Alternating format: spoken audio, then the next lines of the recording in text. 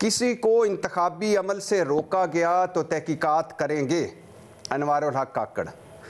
पत्ता पत्ता बूटा बूटा हाल हमारा जाने है, जाने ना जाने गुल ही ना जाने बाग तो सारा जाने है। आई लव माई दिस गुल, ये गुल में मुझे बड़ा ही अच्छा लगता है, जिसको पता ही कोई नहीं होता।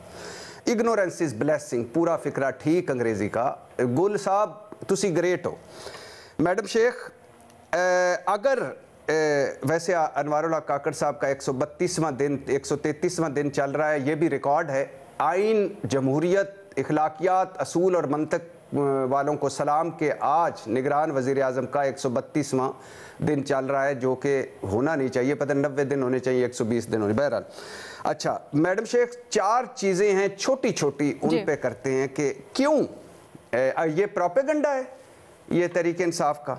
वैसे कहीं मैं पढ़ रहा था कि वो कह रहे थे कि आज कागजात नामजदगी का मरहला मुकम्मल नहीं हुआ, कागजात छीनने का मरहला मुकम्मल हुआ। अच्छा, क्या ये प्रोपेगेंडा है? सबसे पहले तो हम चलते हैं तहरीक इंसाफ के पास। अगर प्रोपेगेंडा है तो भाई कमाल, उन्होंने मेहनत की, पहले इलेक्शन कमीशन में दरखास्तें दी, फिर हाई कोर्ट जा पहुँचे, फिर सुप्रीम कोर्ट जा पहुँचे कि ताकि हम मजलूम खुद को साबित करें। बड़ा भाई, इसके बाद उनको मजलूम होना भी चाहिए कि इतनी उन्होंने मेहनत की अपनी मजलूमियत के लिए।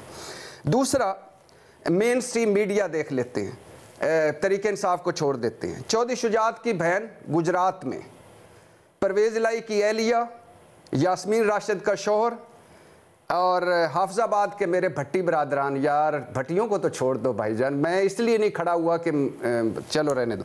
अच्छा, कहीं उम्मीदवार गिरफ्तार, मेन स्ट्रीम मीडिया बता रहा है, तो कहीं तजवीज़ कुनिंदा गिरफ्तार, कहीं तायद कुनिंदा गिरफ्तार, तो कहीं आरओ दफ्तर को ताला।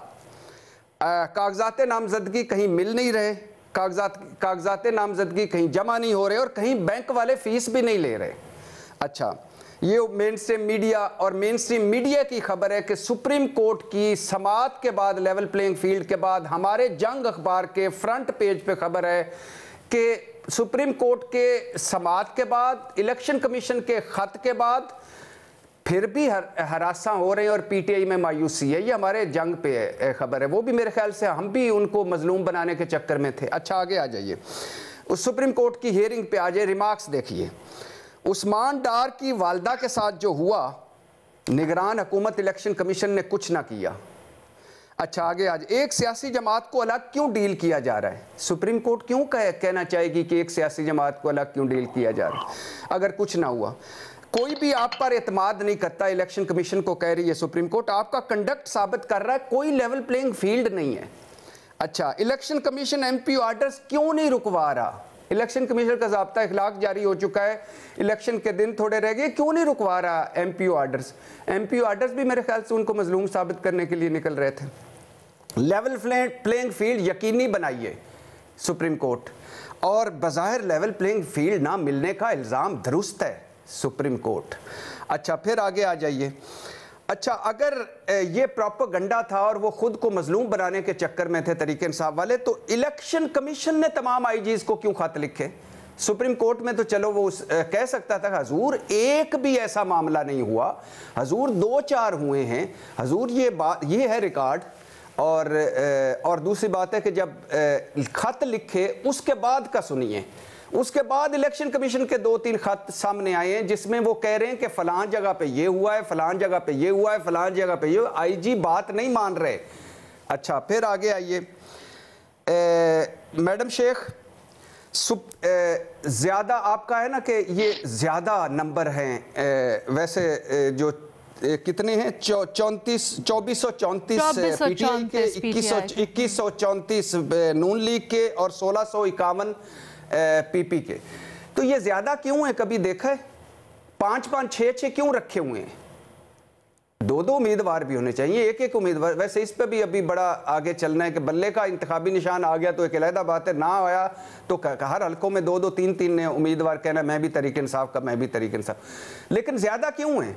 क्योंकि पता था कि एक की कवरिंग कैंडिडेट मुस्तरद हो सकता है, दूसरा पहला हो सकता है, तीसरा हो सकता है, चौथा, दोनों 3-3, 4-4, 5 पे रख के ये ज़्यादा होना ये नहीं है कि सब कुछ शफाफ था, ये खौफ है, डर है, जिसकी वजह से जिस मरहले से ये गुजर चुके हैं।